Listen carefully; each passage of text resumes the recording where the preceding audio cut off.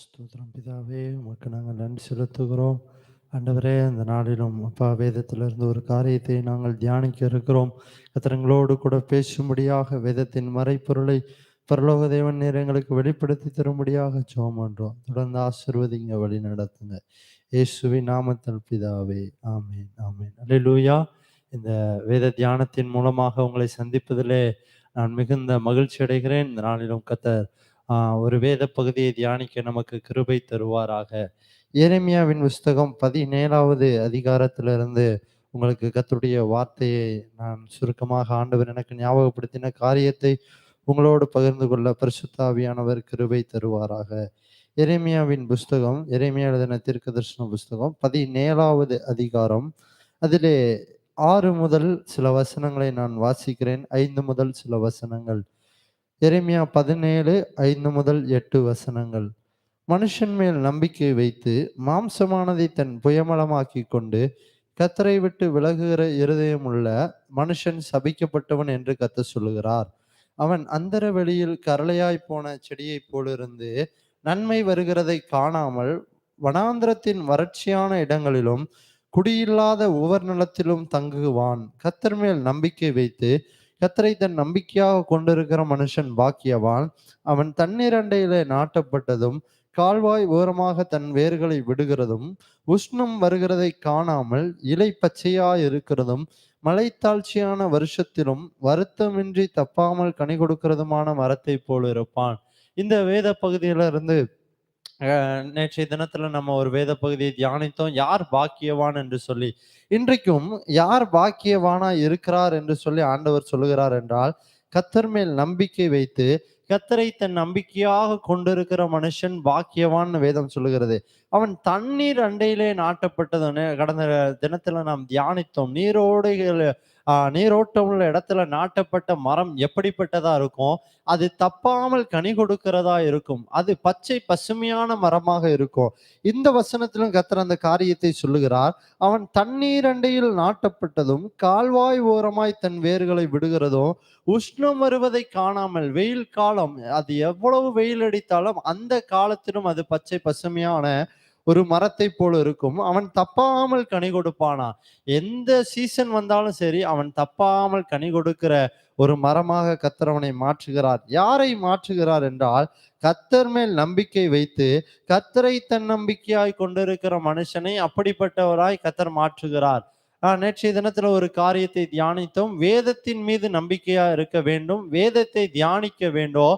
அந்த மனிதனை கர்த்தர் பாக்கியவானாய் மாற்றுகிறார், கனி கொடுக்கிற மனிதனாய் மாற்றுகிறார். இந்த நாளிலும் ஆண்டவர் சொல்ல விரும்புகிற காரியம், கர்த்தர் மீது நம்பிக்கை வைக்கிற மனுஷனை அவர் பாக்கியவானாய் மாற்றுகிறாராம். கர்த்தர் மேல் நம்பிக்கை வைத்து கர்த்தரை தன் நம்பிக்கையாய் கொண்டிருக்கிற மனுஷன் பாக்கியவான். அப்போ இந்த நாள்ல நம்முடைய நம்பிக்கை யார் மீது இருக்கிறது என்று ஆவியானவர் ஒரு கேள்வியை இந்த நேரத்துல நம்முடைய வாழ்க்கையில கேட்க விரும்புகிறார். அப்போ நம் நம்பிக்கை இந்த நாட்கள்ல யார் மீது வைக்கிறோம்? ஒவ்வொருவரும் ஒவ்வொரு விதமான காரியங்களின் மீது நம்பிக்கை வைக்கிறாங்க. அநேகர் தங்களுடைய ஐஸ்வர்யத்தின் மீது தங்களுடைய நம்பிக்கை வைக்கிறாங்க. தனக்கு இருக்கிற பொருட்களின் மீது தன்னுடைய நம்பிக்கை வைக்கிறாங்க. இன்னும் அநேகர் தனக்கு கொடுத்த ஆஸ்திகளின் மீது நம்பிக்கை வைக்கிறாங்க. அநேகர் அநேக மனிதர்கள் மீது நம்பிக்கை வைக்கிறாங்க. இப்படி அநேக நபர்கள் ஒவ்வொரு காரியத்தை குறித்து நம்பிக்கை வைக்கிறாங்க. இன்றைக்கு தேவ பிள்ளைகளா இருக்கிற நீங்களும் நானும் நம்முடைய நம்பிக்கையை யார் மீது வைத்திருக்கிறோம்? ஏதோ ஒரு மனிதனை நம்பிக்கொண்டு இருக்கிறோமா? அல்லது நம்முடைய ஆண்டவர் கொடுத்திருக்கிற ஐஸ்வர்யத்தை நம்பிக்கொண்டு இருக்கிறோமா? வேதம் சொல்லுகிறது, மனுஷனை நம்புவதை பார்க்கிறோம், கர்த்தர் பேரில் பற்றுதலா இருப்பதே நலம். அப்போ நம்முடைய நம்பிக்கை இன்றைக்கு கர்த்தர் மீது வைக்க கர்த்தர் நமக்கு உதவி செய்வாராக. அநேக நேரங்கள்ல அநேக மனிதர்களை நம்ம நம்பி நம்பி ஏமாற்றப்படுகிறோம். அநேக காரியங்களை நம்பி நம்பி ஏமாற்றப்படுகிறோம். அநேக ஐஸ்வர்யத்தை நம்பி ஏமாற்றப்படுகிறோம். இந்த உலகத்துல நம்ம நம்புகிற எல்லா காரியங்களும் ஒரு நாள் நம்மை ஏமாற்றி விடும். ஆனால் நம்முடைய நம்பிக்கை யார் மீது இருக்க வேண்டும் என்றால், கர்த்தர் மேல் நம்பிக்கை வைக்க வேண்டும் என்று வேதம் சொல்லுகிறது. கர்த்தரை நாம் நம்பிக்கையாய் கொண்டிருப்போம் என்றால் அவர் ஒருபோதும் நம்மை வெட்கப்படுத்துகிற தேவன் அல்ல. இன்றைக்கு எத்தனையோ காரியங்களை நம்ம நம்புகிறோம். ஒரு பஸ்ல போனா அந்த பஸ் டிரைவரை நம்ம நம்புகிறோம். ஒரு ட்ரெயின்ல போகிறோம், அந்த ட்ரெயின் ஓட்டுகிற அந்த டிரைவரை நம்ம நம்புகிறோம். ஃப்ளைட்ல போனா அந்த ஃப்ளைட் ஓட்டுகிற விமானியை நம்ம நம்புகிறோம். ஒரு ஆஸ்பத்திரிக்கு போகிறோம்னா, அந்த மருத்துவர் மேல நம்பிக்கை வச்சுதான் நம்ம போகிறோம். இப்படி நாம் எல்லா காரியங்களையும் நம்புகிறோம். ஆனால் கர்த்தரை இன்றைக்கு நாம் எவ்வளவாய் நம்பி இருக்கிறோம்? சற்று நிதானித்து பார்ப்போமே. கடந்த நாட்கள்ல நம்ம எல்லாருக்கும் ஒரு செய்தி தெரியும். கோரமண்டலம் எக்ஸ்பிரஸும், ஹவுரா எக்ஸ்பிரஸ் என்று ஒரு 3 ரயில் மோதி விபத்துக்குள்ளாகி ஒரு பெரிய பேரிழப்பை நம்முடைய தேசத்துக்குள்ள அதிர்ச்சியான ஒரு சம்பவத்த நம்ம கடந்த நாட்கள்ல கேள்விப்பட்டோம்.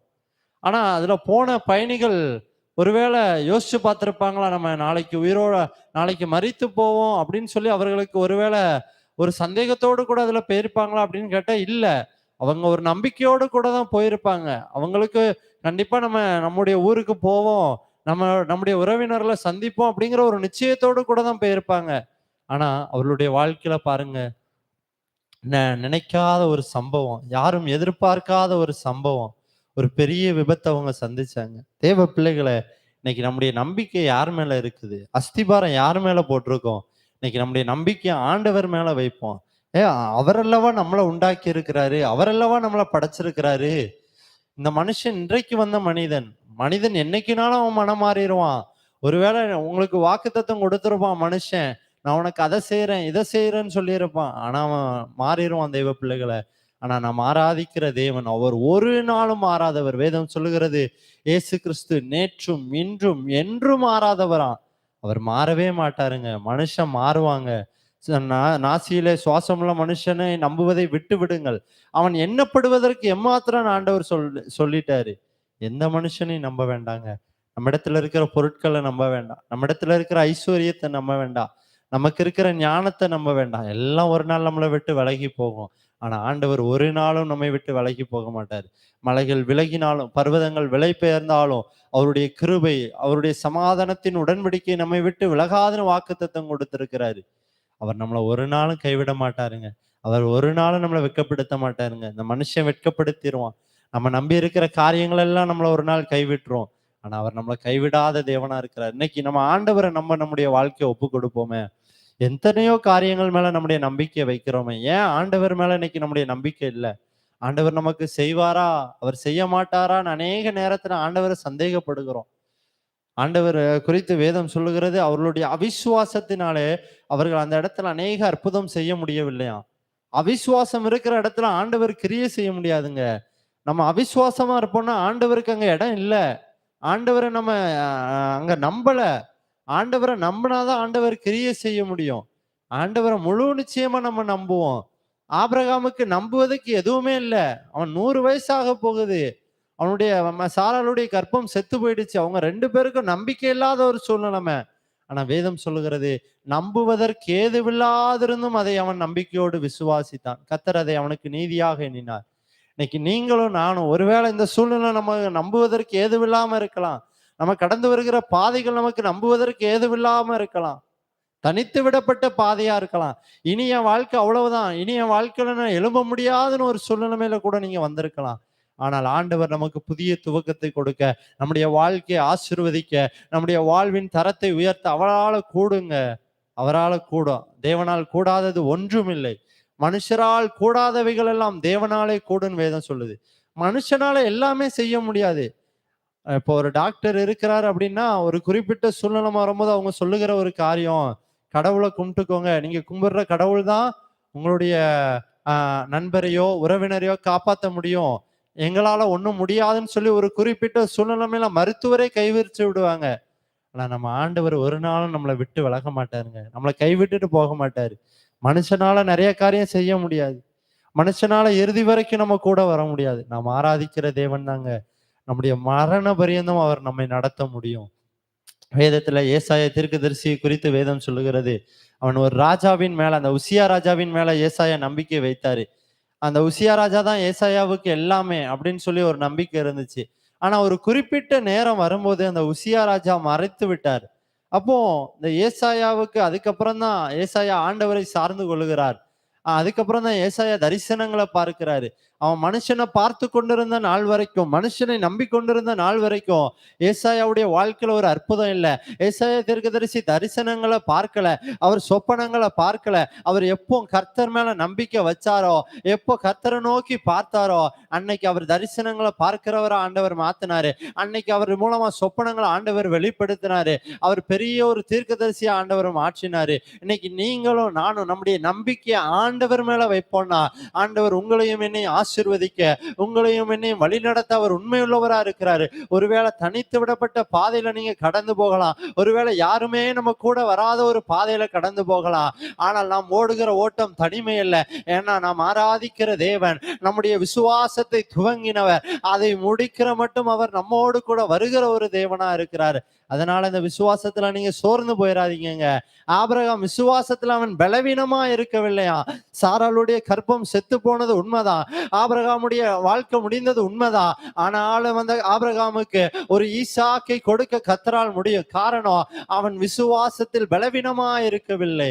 இன்றைக்கு உங்களுடைய விசுவாசம், என்னுடைய விசுவாசம் அநேக நேரங்கள்ல பலவீனப்பட்டு இருக்கிறது. நம்முடைய விசுவாசத்தை கர்த்தர் இந்த நாள்ல வர்த்திக்க செய்வாராக. நம்முடைய விசுவாசத்தை கர்த்தர் இன்றைக்கு பலப்படுத்துவாராக. நம்முடைய நம்பிக்கையை கர்த்தர் மேல வைப்போம் அப்படின்னா நம்ம பாக்கியவான்களா இருப்போங்க. அந்த வசனத்தின் மேல சொல்லப்பட்டிருக்கிற 5வது வசனம், மனுஷன் மேல் நம்பிக்கை வைத்து மாம்சமானதை தன் புயமலமாக்கி கொண்டு கர்த்தரை விட்டு விலகுகிற இருதயம் உள்ள மனுஷன் சபிக்கப்பட்டவன். அப்போ மனுஷனை நம்பணும்னா நம்ம சபிக்கப்பட்டவர்கள்னு வேதம் சொல்லுது. நீதிமொழிகள்ல ஒரு வசனம் சொல்லுகிறது, மனுஷனை கர்த்தருக்கு மனுஷனுக்கு பயப்படுகிற பயம் கண்ணியை வருவிக்கும். நம்ம மனுஷனை நம்புறோம், மனுஷனுக்கு பயப்படுறோம், அநேக பொருட்களை நம்புகிறோம். அதெல்லாம் ஒரு நாள் நம்மளை விட்டு விலகிருங்க. ஆண்டவர் தாங்க நம்மளை விட்டு விலகாத தெய்வம். ஆண்டவரை மட்டும் பிடித்துக் கொள்வாங்க. எந்த சூழ்நிலைமையா இருக்கட்டுங்க, ஆண்டவரால மாற்ற முடியும். அப்போ மனுஷனை நம்ம நம்பிக்கொண்டு இருக்கிறோம் அப்படின்னா நம்முடைய வாழ்க்கையில நம்ம ஆசீர்வதிக்கப்படவே முடியாது. மனுஷனை நம்பினோம்னா மனுஷனால நம்மளை உயர்த்த முடியாதுங்க. அவன் மனிதன் தாங்க. அவன் என்னைக்குனாலும் மாறி போயிடுவான். நான் அந்த மனுஷனை நம்பினேன், இந்த மனுஷனை நம்பினேன், அவன் எனக்கு எதை செய்வான், இவன் எனக்கு எதை செய்வான். எவனும் நமக்கு ஒண்ணும் செய்ய மாட்டான். நம்ம ஆராதிக்கிற தேவன் மட்டும்தான் நமக்கு ஒண்ணுன்னா அவர் தான் நமக்கு இறங்கி வர முடியும்.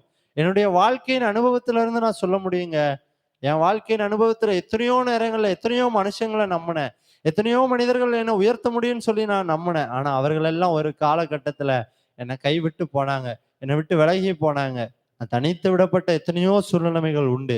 ஆனால் என் கர்த்தருடைய கரம் இன்றைக்கு வரைக்கும் என்னை நடத்தி இருக்கிறது. நான் சாட்சியா சொல்ல முடியுங்க. அதனால நீங்க மனுஷனுக்கு நம்பாதீங்க, தேவன் மேல நம்பிக்கை வைங்க.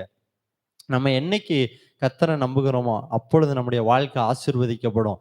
நம்ம கர்த்தரை நம்பினா போதுங்க, அவர் நிச்சயமாக நம்ம நடத்துவார். எந்த தகப்பனுமே தன்னுடைய பிள்ளைகள் தன்னை நம்பணும்னு எதிர்பார்ப்பாங்க. நமக்கு அப்பாவா ஏசப்பா இருக்கிறாங்க. அவரை நம்ம நம்புவோம் அப்படின்னா அவர் நிச்சயமா நம்முடைய வாழ்க்கையை மாற்ற முடியுங்க. நிச்சயமா நம்முடைய வாழ்க்கையை ஆசீர்வதிக்க முடியுங்கிறது எந்த சந்தேகமும் இல்லை.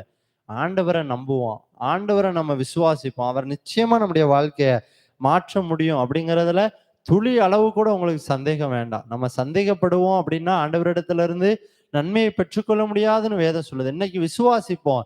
நம்முடைய விசுவாசம் ஒருவேளை பலகீனப்பட்டு இருந்துச்சுன்னா இன்னைக்கு ஆண்டவர்கிட்ட கேளுங்க, ஆண்டவரே என் விசுவாசத்தை வர்த்திக்க பண்ணுங்கப்பான்னு கேளுங்க. ஆண்டவர் நிச்சயமா நம்முடைய விசுவாசத்தை அவர் வர்த்திக்க பண்ணுவார். அப்போ நம்ம கர்த்தர் மேல நம்முடைய நம்பிக்கையை வைப்போம்னா நிச்சயமாக நம்முடைய வாழ்க்கை அது ஆசீர்வதிக்கப்படுங்கிறதுல எந்த விதமான சந்தேகமும் நமக்கு வேண்டாம்.